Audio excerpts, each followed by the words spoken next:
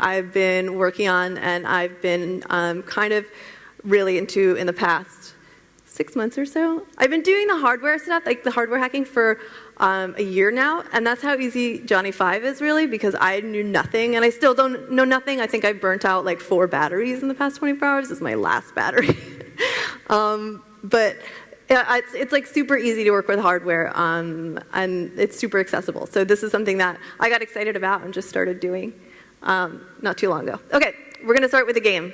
Can we do the thing? Raquel was really smart before, and she said to bring the lights up a little bit. I didn't warn anyone of that either. Okay, great. All right, we're going to start with a game. So we're going to play Guess That Robot. And there's going to be a robot, and you can just yell it out. And you can yell the name of the robot or the movie or show the robot is from. Okay. Very good. This is from the day the Earth stood still.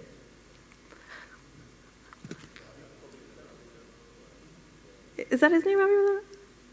It's from Forbidden Planet. Oh, yes, his name is Robbie. I forgot. There's an answer sheet somewhere. Okay, got it. Awesome.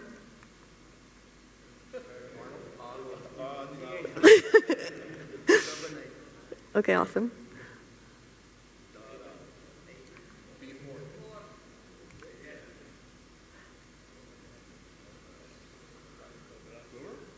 Yeah, I heard Battlestar Galactica. I don't remember their names either. I think it's like number 5 and number 6 or something. Has anyone watching this show? This is a Continuum. I don't know if she's a robot or not. She's like half robot. I really like the stuff that Errol was talking about this morning about how we're becoming cyborgs. I'm totally into that. Okay, so as we can see by this random picking of robots that I have selected, the robots over time, 60, 70 years, have gotten a lot more attractive. The Cylons are very much better looking than R2-D2, but R2-D2 is still cutest. Okay, so I'm going to tell you about a hobby of mine, and try to relate this to any hobby of yours. I'm not saying that, actually I know a lot of developers that are super into fashion, like Miguel de Icaza, for one, has like the best shoe collection. He's like the coolest ever. But whenever I see him, he's always like wearing these super flashy shoes. So maybe not everyone loves fashion, but you might have something that you love, like model airplanes or cars or the weather. So let's go back a little bit, talk about these stone tablets I had when I was a kid. Did anyone have these, or had a sister that had these, or a girlfriend that had these? Were the best. You had these different templates, and there was like literally like maybe 50 outfits you could make, but you thought you were a genius because you were making some sick combinations of different outfits and drawing stars on them and coloring them, and it was super fun. And that's when I decided I was going to be a fashion designer when I grew up, which was accurate. So now that it's 2013, I am a developer and I love it, but I haven't forgotten. I pride myself on being a real man repeller, which is my favorite blog. I have a lot of man repellent gear. I have these boots that have literally like spikes all over them, like knives coming out of them. And I think they're super cute, and I'm always walking around and people are like, what are those shoes? What do you even do? And then something that's super important is our jumpsuits. Do you guys have friends, girlfriends, wives, guy friends, anyone that wears jumpsuits? You know jumpsuits, so it's like one. Yeah. Do you think they look amazing? If you don't think they look amazing, put your hand down. All those people are wrong. You're wrong. Jumpsuits are amazing.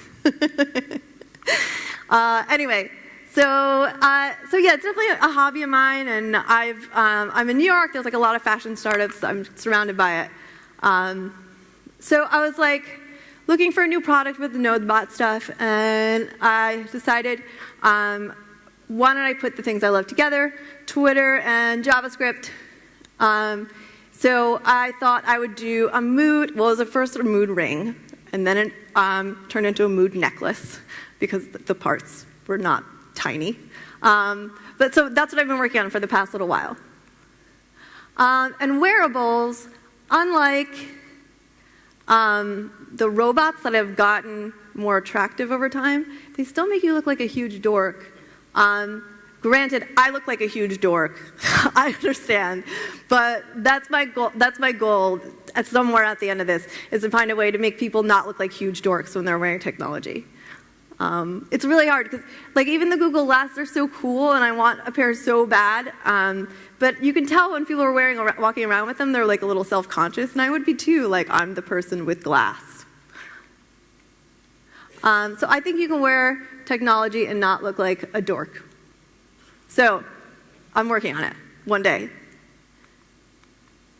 Okay, so just to go, you've heard a lot about Arduino in the past, however, hour and a half. Just going to go over a few of the concepts.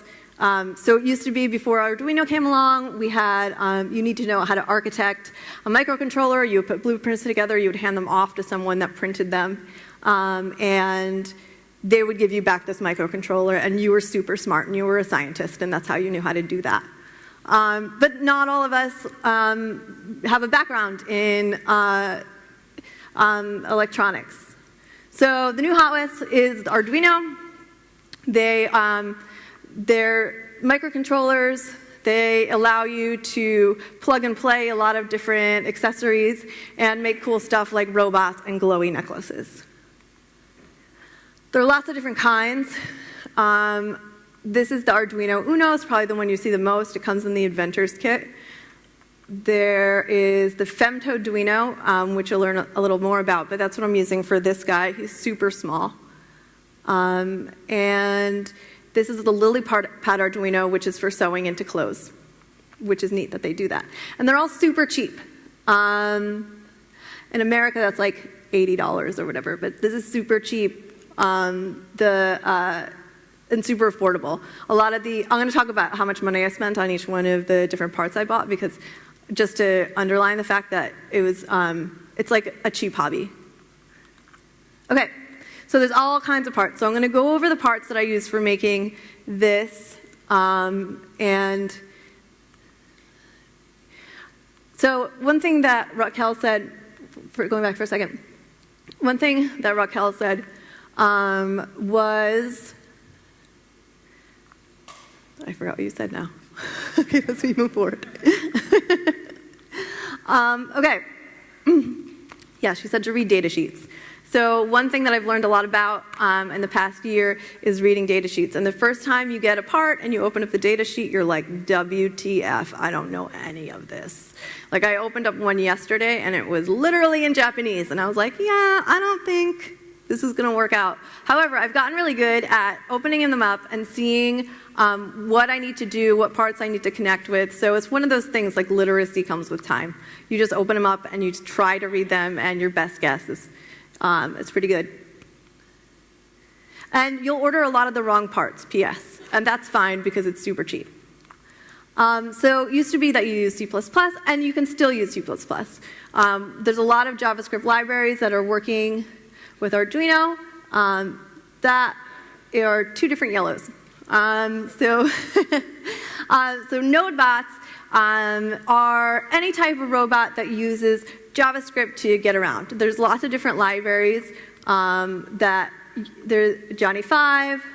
There's 2 Kickstarters right now that are going on.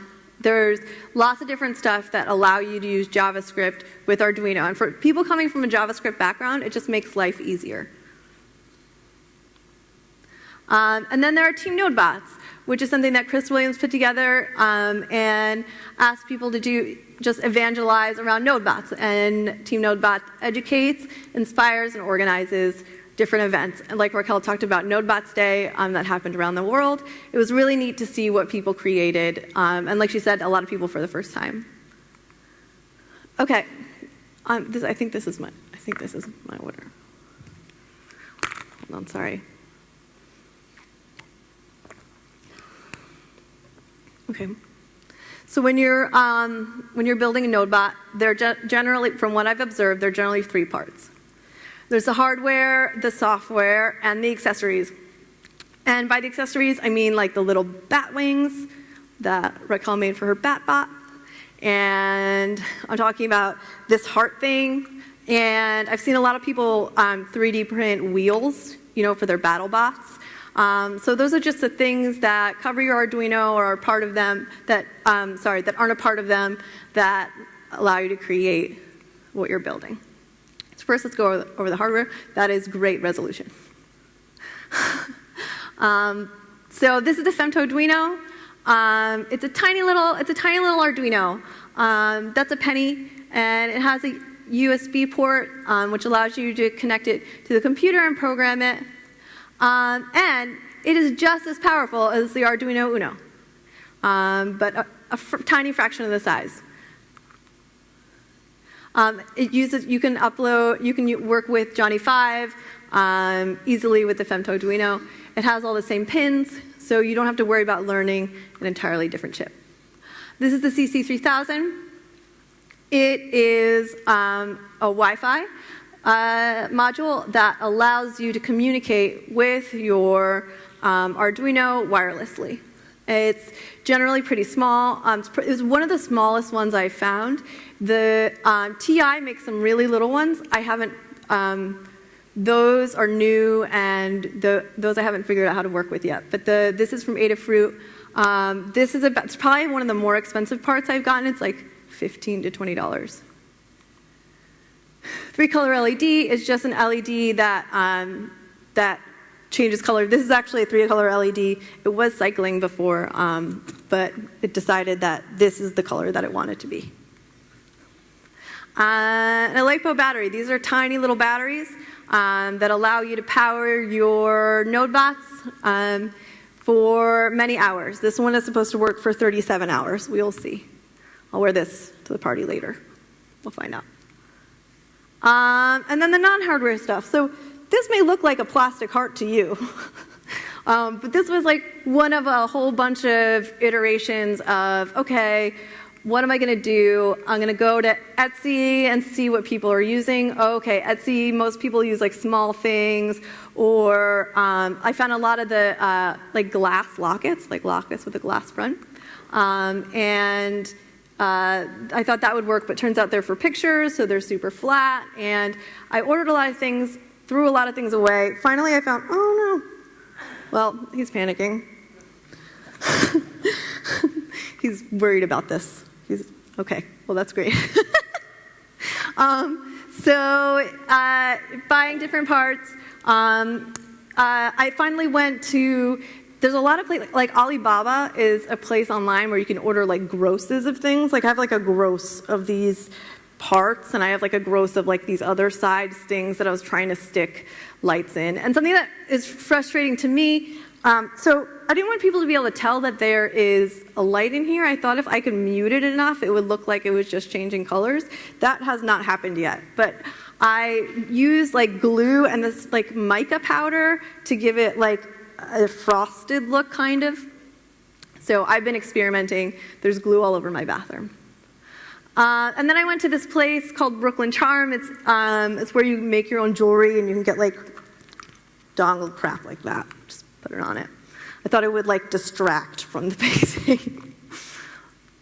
And make mistakes. I got glitter all over my face like 5 times. And I'm probably still like iridescent a little bit if I move my face. Okay, so let's look at the software. So what I'm going to show you is the software. This isn't going to change color when I tweet because the Wi-Fi isn't, it works sometimes, it doesn't work other times. So I wanted to make sure that you guys could see that part. So we're going to walk through. Sorry, I should have this out and ready. This is my big, impressive box of robotics. Okay, so all I have here is an Arduino Uno with a tricolor LED on it. And I'm going to hook that up to my laptop here. Okay. Now I'm hoping you guys can see the colors. If not, we'll put something on top of it. Okay.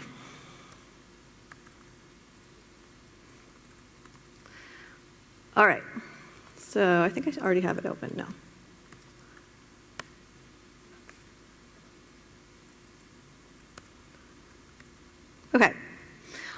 Is that big enough for the people? I was sitting back there before, and it was kind of hard to see. Is that? I can't see if nodding face. I'm just going to yell if it's too small. Okay. Okay, so I'm just going to go through this, and then we're going to work on some of it together. So I found a library online that did sentiment analysis on Twitter, weighting a whole bunch of different words with different scores, and allowing you to add the score together to figure out how negative or positive a tweet it is. It's not a perfect system, but I figure for a first go at it, figuring out this tweet is good and this tweet is bad is a good place to start. So all those words are in a text object, and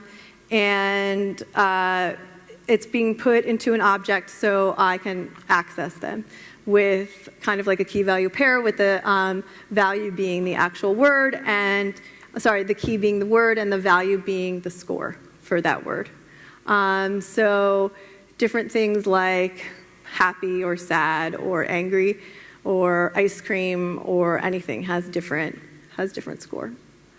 And so then when my board is ready, I set up my LEDs, comma first. I have 3 LEDs. Even though it's one LED there, it's treating it like, since it has 3 different colors, you can split up to 3 LEDs, so you can do percentages on the different lights.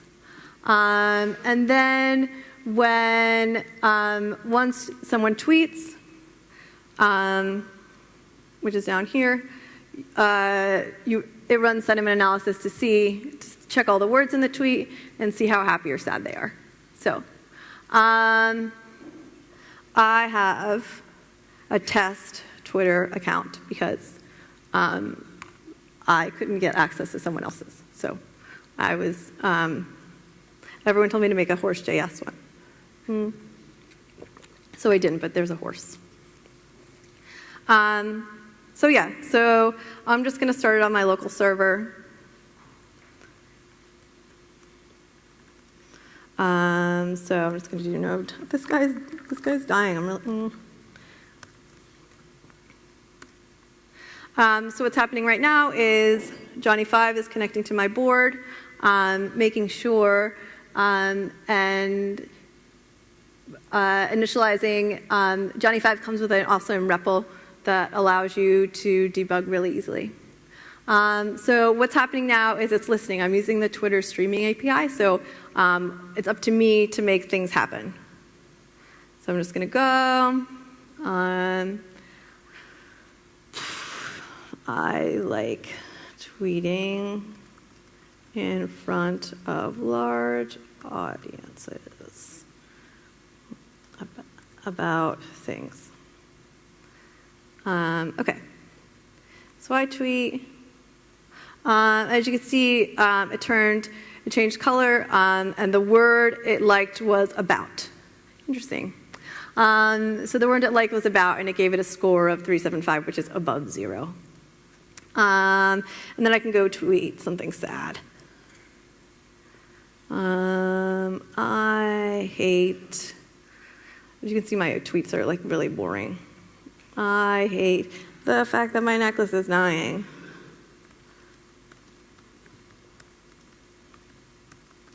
Okay. I'm guessing that hate's a bad word. I think it is. Okay. So the score hate was bad. The word fact was good, but not enough to overcome the hate. So what I thought we could do together, I have not a lot more time, but I thought we could do together is make another case for a super angry tweet, like a rage tweet.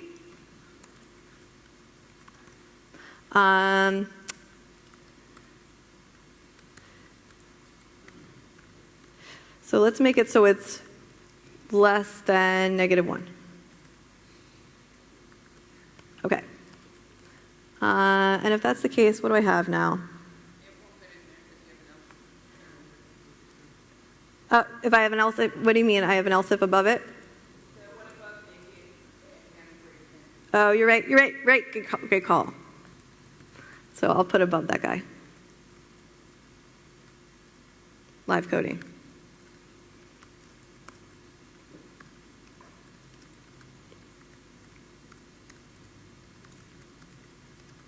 Think of angry words.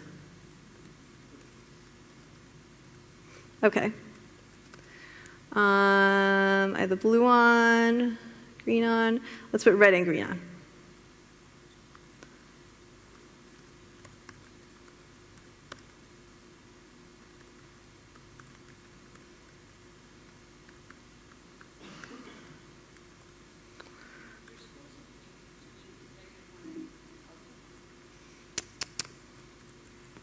Sorry. Sorry?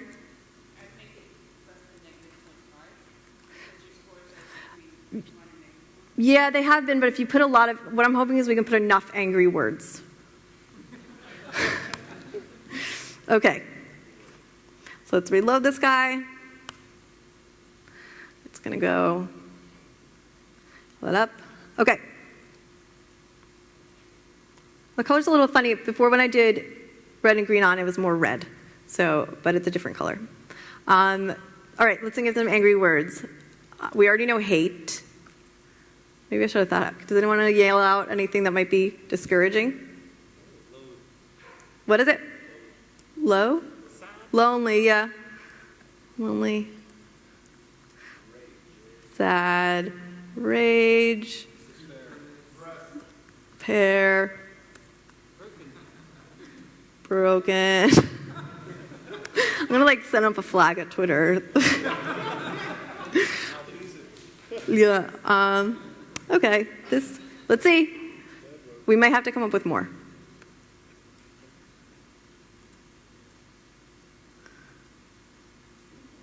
Well, I think that's our new color. Okay, awesome. So that's definitely more than one. Or more than -1. Okay, awesome. So anyway, that's it about nodebots today. If you have any questions, let me know afterwards. I hope that you can find a way to incorporate working with this stuff and your hobbies. And thanks for sitting through and listening to my fashion things.